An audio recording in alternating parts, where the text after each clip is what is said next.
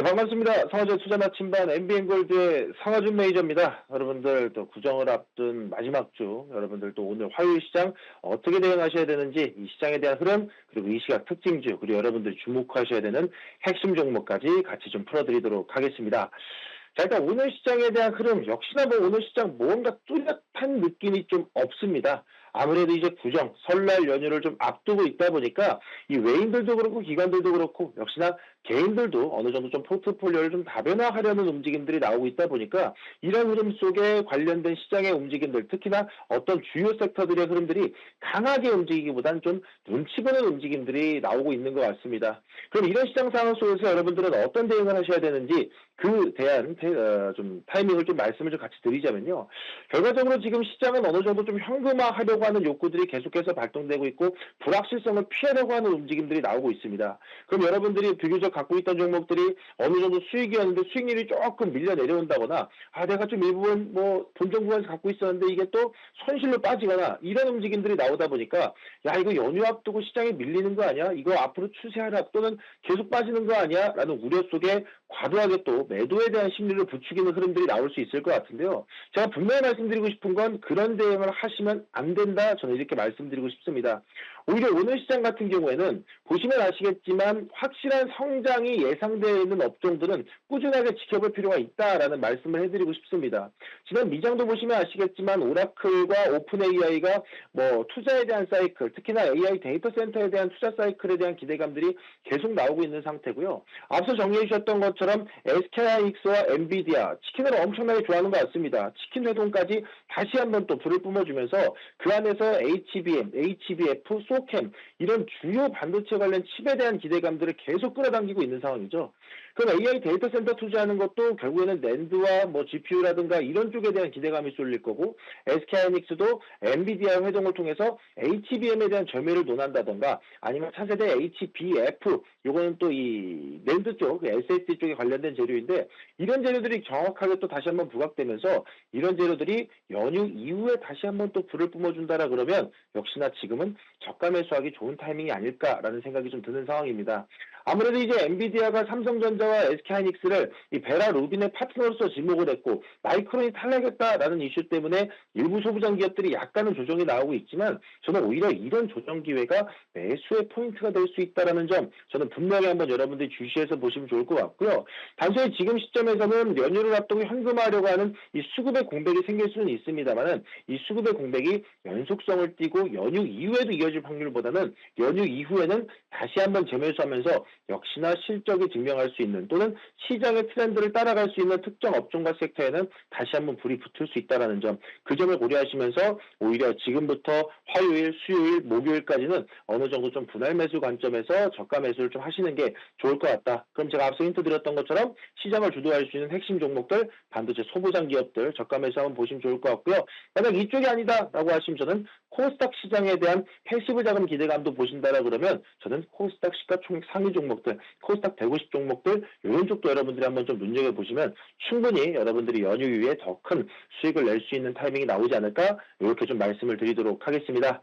자, 그럼 이 시각 튀는 종목, 이 시각 특징주 한 종목 좀 설명드리면 좋을 것 같은데요. 유튜브 채팅창 보니까 많은 분들이 이 종목 궁금해하시는 것 같아요. 한원 시스템 이야기를 좀 풀어드리도록 하겠습니다. 사실 한원 시스템의 주가 상승의 트리거가 뭐냐, 주가 상승의 재료가 뭐냐라는 걸 보시게 되면 이 또한 일단 실적, 그러니까 숫자가 증명했다라는 점을 같이 좀 보시면 좋을 것 같습니다.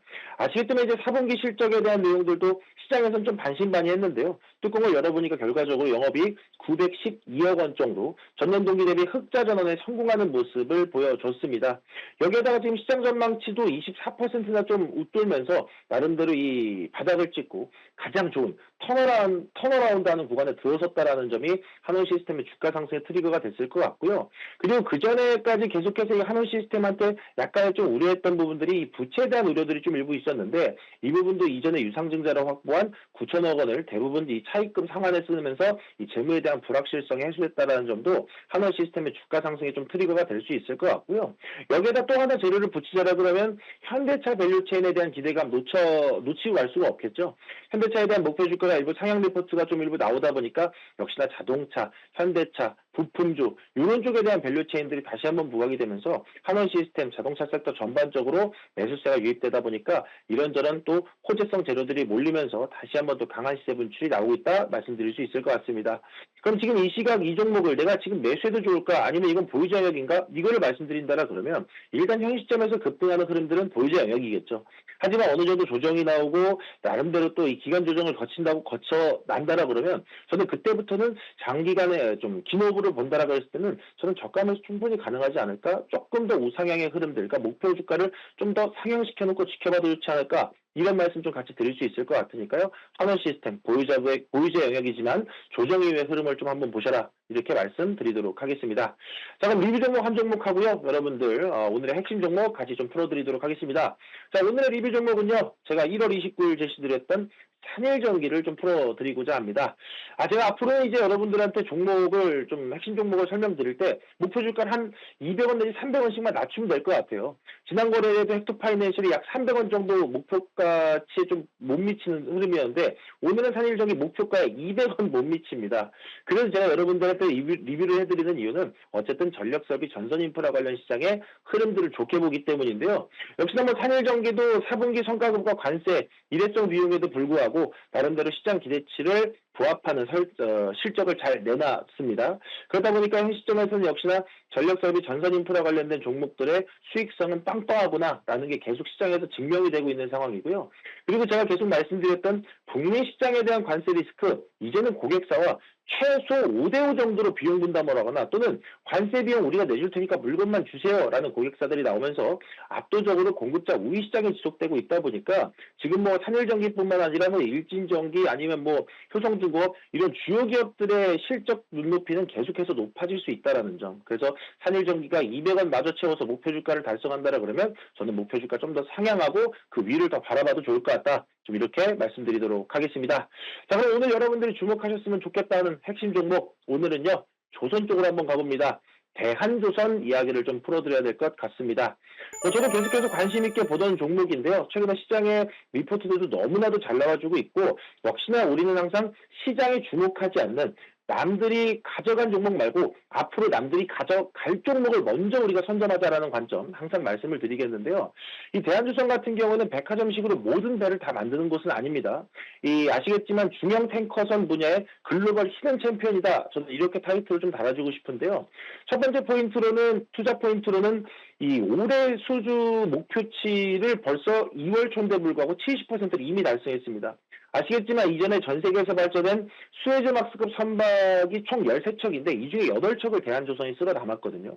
무려 점유율이 60%가 넘죠. 그럼 이 얘기는 결과적으로 경쟁자가 없다라는 뜻이고 그럼 2028년, 2029년까지도 일감을 쌓아두고 계속해서 좀 배짱 튕기면서 사업을 할 수 있다라는 점 이게 또 실적으로 반영된다 그러면 지금의 놀림자리는 저는 충분히 반등할 수 있는 기회가 되지 않을까라고 말씀드릴 수 있도록 하겠고요. 게다가 지금 4분기 실적의 영업이익도 보게 되면 컨센서스 예상치를 18%나 상회하면서 최대 실적을 또 내줬죠. 아무래도 이거는 대한조선뿐만 아니고 일부 조선사들도 나름대로 실적으로 선방하는 기업들이 있는데 최근에 조선사에 대한 이 수급 자체가 많이 잡히지 못해서 반응을 못하고 있다. 그러면 시장에 관심 주지 않는데 실적은 쌓여 있다. 그럼 시장에 관심 주기 시작하면 실적 쌓은 종목부터 끌어당기기 때문에 그 흐름들을 여러분들이 대한조선을 통해서 풀어보시면 좋겠다 말씀드리도록 하겠고요. 마지막으로는 저는 항상 기업들은 이런 것들을 많이 해야 돼요. 바로 주주환원 정책이죠. 지금 보게 되면 풍부하게 현금을 좀 확보한 대한조선이 이 주주환원 정책에 대한 기대감들도 같이 나오고 있습니다. 뭐 배당을 주든가 아니면 뭐 다른 설비 투자를 해서 주주들에게 호재성 재료를 넣어주던가 그래서 역시나 돈을 벌어서 현금을 확보한 기업들은 이런 정책들이 어떻게 나오는가 이 또한 주가 상승의 재료가 될 수 있기 때문에 이 포인트까지 같이 보시면 좋을 것 같습니다. 그래서 저는 대한조선 뭐 오늘도 약간의 또 상승세가 나오는 듯하다 좀 쉬고 있는데요. 75,400원대 현재가 유지되고 있습니다만 지금 가격도 저는 충분히 매수 가능하다 보이고요. 단기 목표가로는 82,000원, 손절가로는 65,000원 제시드리도록 하겠습니다. 자, 저는 항상 간 종목보다는 갈 종목 급등을 선점하자라는 타이틀로 여러분들과 함께하고 있습니다.